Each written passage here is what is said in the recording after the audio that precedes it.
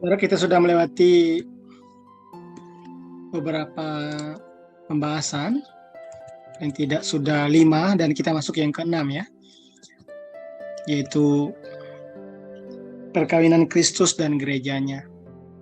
Dari urut-urutan akhir zaman menurut Alkitab, sekali lagi saya ingatkan, ini tentu dari pandangan atau sudut pandang premilenialisme dan pretribulasi. Jadi saya tentu tidak membahas dari pemahaman yang lain ya, ada amil, ada postmil dan lain-lain. Saya hanya membahas dari premil dan pretribulasi. Perkawinan Kristus dan gerejanya.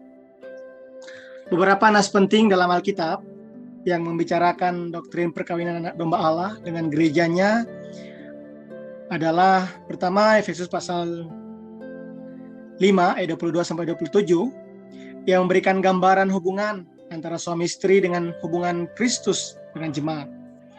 Yang kedua Matius pasal 22 ayat 1 sampai 4 dan Matius 25 ayat 1 sampai 13 yang menekankan adanya undangan bagi mereka yang siap menyongsong sang mempelai itu.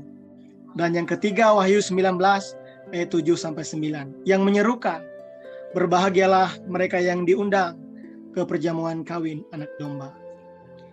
Perjanjian baru menggambarkan pesta perkawinan anak domba itu dengan menggunakan gambaran mempelai laki-laki dan mempelai perempuan. Nas-nas dari perjanjian baru itu ialah Yohanes 3 ayat 29, Roma 7 ayat 4 dan 2 Korintus 11 ayat 2, Efesus 5 ayat 25 sampai 33, Wahyu pasal 19 ayat 7 sampai 8, Wahyu 21 ayat 1 dan Wahyu pasal 22 ayat 7.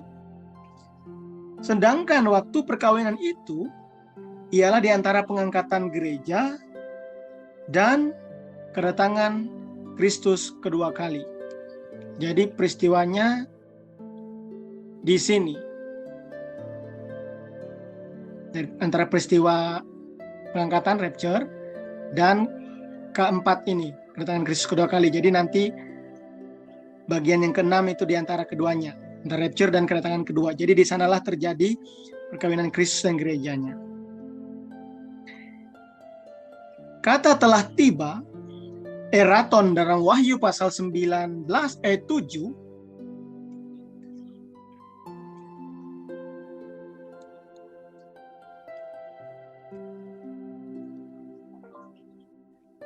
terdapat dalam bentuk auris, yang dalam bahasa Yunani berarti kegiatan perkawinan itu sudah terjadi di kala kedatangan Kristus kedua kali.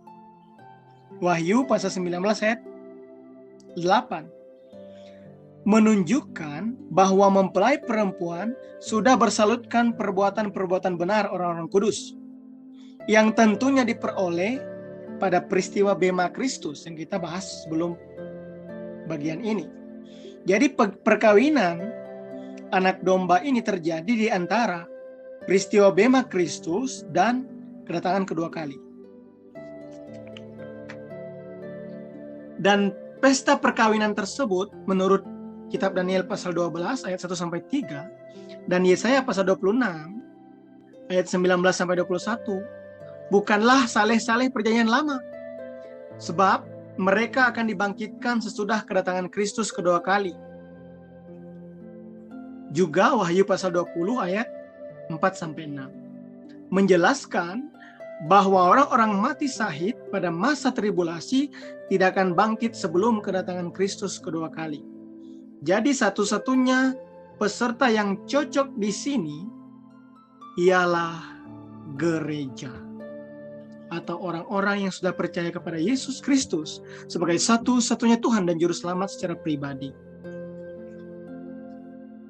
Dan Wahyu pasal 19 ayat 7 sampai 8 dan ayat 14 menjelaskan bahwa peristiwa ini terjadi di sorga.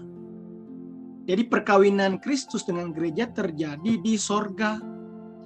Berbeda dari pesta perkawinan seperti tertera dalam Matius pasal 25 ayat 1 sampai 13. Karena pengadilan dalam Matius 25 mengambil tempat di dunia.